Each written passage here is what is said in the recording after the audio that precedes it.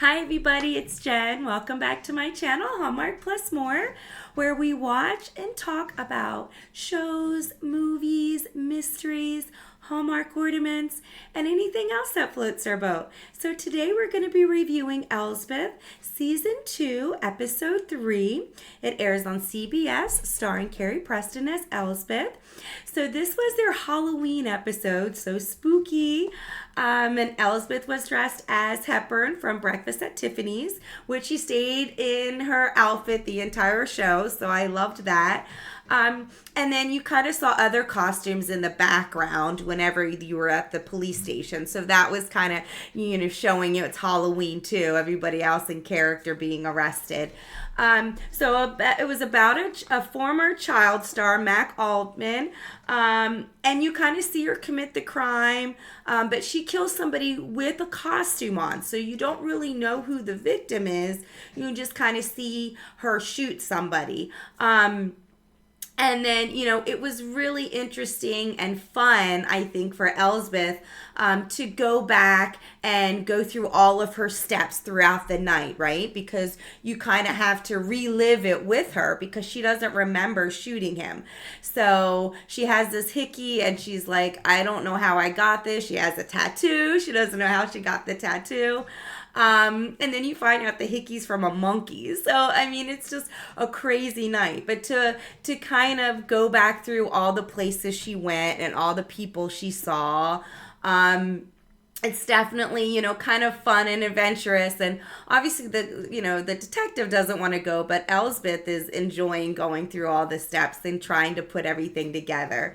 Danny Beck, which is her manager / lawyer, he seemed like he had her on a tight leash, right? He was very, I'm going to take care of everything kind of person. So he was a little skeptical, right? Because if he's keeps her on such a tight leash, how come he didn't know where she was last night? Or, talk about, I saw you on social media, or there was this video of you. So the fact that he didn't really say much, like, hey, I saw her at the big premiere, but there were metal detectors at the premiere, so there's no way she could have brought the gun with her there. So she had to have gotten the gun somehow, after the premiere where she was with her manager. So the fact that he didn't give a lot of information kind of left it kind of like iffy, like, why don't you know more? And then, of course, you find out in the end he is the one who did it. He drugged her so she doesn't remember anything with something called devil's breath, which is kind of persuasive and, makes you a little bit more gullible to do things. And he basically, I guess, kind of whispered in her ear, so to speak, to do this act. And she does. So, she really does commit the crime, but she doesn't remember it. And she's kind of under the spell, so to speak, of this drug that's very suggestive, so to speak, when he talks, about what he wants her to do. And she goes through with it. So... and he's stealing from her. So, it's definitely, he has a motive.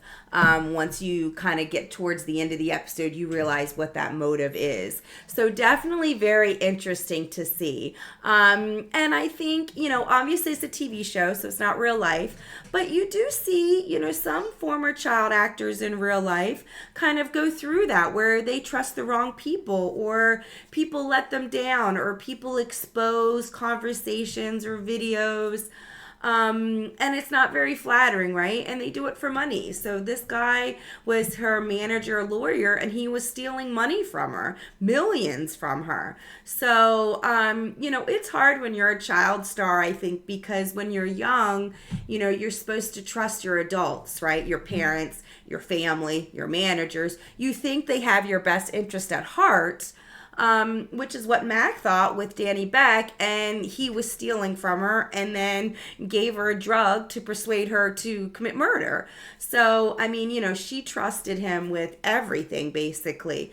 So it's sad when that happens, you know what I mean? You don't know who you can trust. So I do feel like we do see that in real life.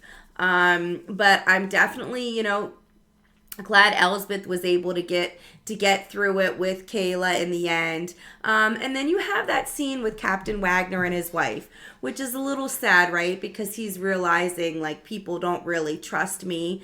With everything that happened last season with the lieutenant, and then you have this Lieutenant Connor coming along, trying to talk to the other, you know what I mean, to the other people in the police station, and you're seeing kind of that conflict, right? That people are saying that Captain Wagner is giving Elsbeth and Kayla a little bit more leeway, and kind of a little bit of favoritism.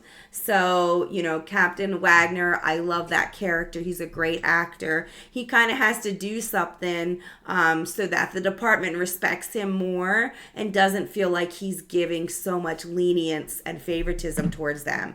But at the same time, I mean, the show's Elsbeth, right? So, I mean, that's kind of going to be like, how are they going to do that? We want him to have more respect. But at the same time, I mean, he's got to be lenient. It's Elsbeth. She's got her quirks, right? Love that Kayla's still on the show, even though she did mention her night classes. I just love that chemistry and sisterhood between Elsbeth and Kayla. So definitely a great episode. I hope you enjoyed watching and discussing. Thank you to everybody who watches my videos and subscribe. I appreciate you so much. And until next time, bye.